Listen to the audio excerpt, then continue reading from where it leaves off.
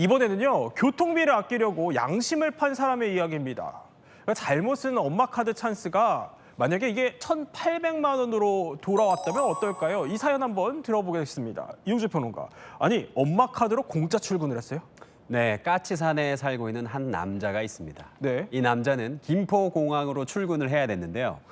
지난 출근하는 5개월, 지난 3월부터 7월까지 네. 무려 414번이나 네. 엄카, 이거 어머니의 카드로 이 교통카드를 찍고 출근하고 찍고 퇴근한 거예요. 예. 근데 내가 이거 내 교통카드 쓰는 것보다 어머님이 우대 이 혜택이 있으시면 이게 싸잖아요. 네. 그래서 그거를 그냥 습관적으로 이걸 부정 사용을 한 겁니다.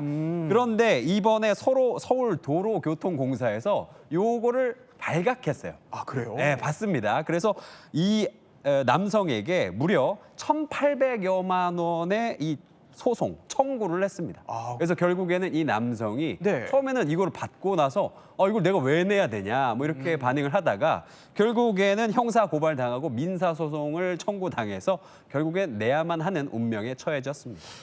근데 400번 정도 지하철 타면 그 운임 요금으로 따지면 한 60만 원 정도라고 하거든요. 근데 1,800원을 배상하라고 했다 그러면 이거 좀 지하철비보다 비싼 것 같은데요?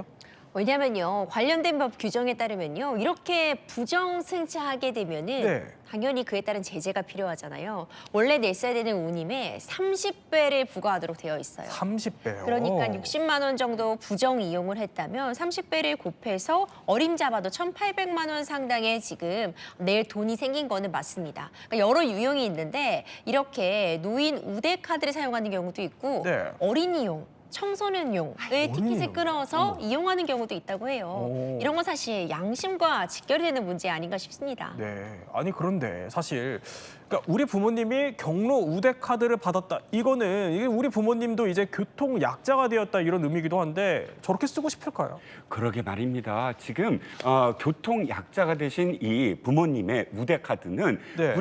우리 평범한 우리가 제대로 내야지만 유지가 돼요. 아시다시피 지하철은 엄청난 적자입니다. 2호선 등을 제외하면 나머지 거의 모든 노선이 전부 다 적자거든요. 메트로 서울이 5조 원이나 적자가 누적돼 있어요. 그럼에도 불구하고 네. 우리 부모님에게 우리가 우대 카드를 드려야 된다라는 것은 어떻게 돼야 돼요? 우리들이 자발적으로 제대로 이 교통요금을 내야지만 유지가 된다. 이것이 유지가 안 되고 이렇게 부정 사용이 계속되면 어떻게 되죠? 우대 카드를 없애라는 목소리가 더 늘어날 수밖에 없어요. 그러니까 굉장히 양심 불량이라고 생각합니다. 그렇네요. 근데 저게 안 걸릴 거라고 생각한 걸까요? 딱 걸립니다, 여러분.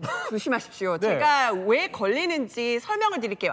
일단 첫 번째 소리가 나잖아요. 예전에는 어르신 건강하세요 이 멘트가 나왔는데 요즘은 하면은 뭐 행복하세요라고 멘트가 나오죠. 그래서 소리로도 구분이 되고요. 네. 두 번째는 지금 보면은 자 일반 카드를 찍으면요 저렇게 왼쪽처럼 초록색 불이 떠요. 그런데 그 우대 카드를 쓰게 되면은 바로 빨간 불이 뜹니다. 그렇군요. 조금 전에 임 변호사께서 지금 어린이나 청소년 카드 얘기했는데 청소년 카드는 파란색, 어린이 카드는 노란색 불이 떠요. 그리고 이 CCTV를 통해서 다 영무원들이 지켜보고 있습니다. 특별히 아까 말씀드렸던 그 400번 넘게 탄 저 40대 분이요. 저렇게요 반복적으로 비슷한 곳에서 부정 의심 그 승차가 되면은 누적돼서 시스템에 데이터가 쌓인다고 합니다. 그러니까 저렇게 그렇군요. 부정 의심 승차했다가 30배로 요금 묻니다. 절대 하시면 안 됩니다. 그런데 뭐 이걸 엄마 카드 찬스라고 불러야 될지도 모르겠지만 이뿐만이 아니라고 해요. 그러니까 엄마 카드 찬스가 교통비 정도는 좀 우스울 정도라고 해요. 맞습니다. 이 사실은 교통비면 그냥 귀엽게 볼 수도 있는 상황이 몇 가지가 있는데요. 2022년에 국세청에서 이런 예. 상황을 발견했습니다. 어머니 카드, 그러니까 엄마 신용카드로 명품 싸고 뭐 해외 여행 가고 여기까지는 그래도 뭐 이해는 안 되지만 그럴 예. 수 있다고 쳐도요. 이제 은행 대출을요.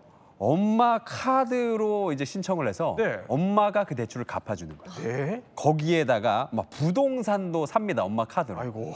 그럼 사실은 이거는 이 국세청이 봤을 때는 네.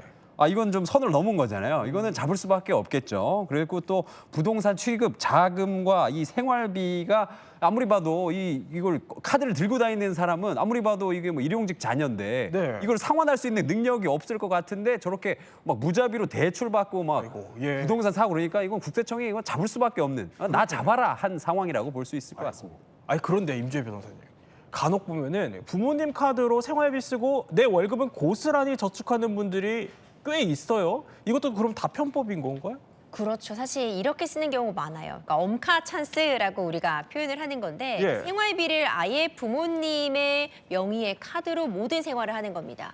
그리고 본인이 받는 그 월급 같은 부분은요. 다 저축을 해서 부동산이라던가 주식 투자나 이렇게 투자를 하는데 전부 사용을 하는 겁니다. 이 근로소득을 모두 저축해야 나중에 소득 증빙에 용이하니까 이런 선택을 하는 건데 이거 다 편법입니다. 네. 내가 지금 어떤 소득이 발생하고 있음에도 부모로부터 생활비를 받으면 이거 다 증여로 잡히거든요. 나중에 증여세 폭탄 받을 수 있습니다. 양심을 어긴 사실 그릇된 행동은 언젠가는 꼭 적발이 되는 법이겠죠.